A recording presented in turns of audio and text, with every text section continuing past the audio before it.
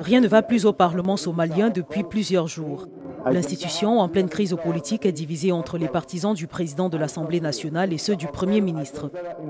Mohamed Osman Jawari, le président du Parlement, est accusé par les élus d'abus de pouvoir et d'obstruction à une réforme constitutionnelle. Une motion de défiance déposée contre lui a abouti à un échec. Ces motions tiennent compte de la direction du Parlement, de l'examen de la façon dont les comités parlementaires ont été formés, ce qui est juste et injuste. Ces comités ont été formés par la direction du Parlement pour lutter contre le gouvernement et le Premier ministre. Cette crise a abouti à un fort déploiement des membres de la police militaire dans et autour de l'Assemblée. Le chef du Parlement a dénoncé une tentative de coup d'État. Une nouvelle motion contre lui doit en principe être organisée dans les prochains jours.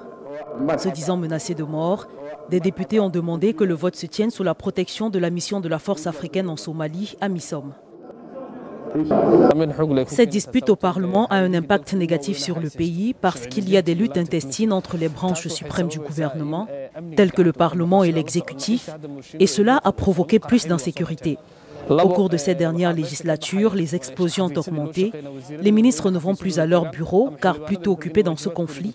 Les députés sont également paralysés par ces luttes. Troisièmement, les services publics ne fonctionnent plus bien. Le Sénat tente en vain une médiation dans cette crise qui secoue le pays depuis l'entrée en fonction du gouvernement il y a un an.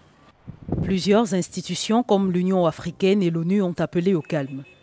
Le chef de l'État a dû reporter plusieurs rencontres et déplacements à l'extérieur pour tenter de trouver une issue à cette crise.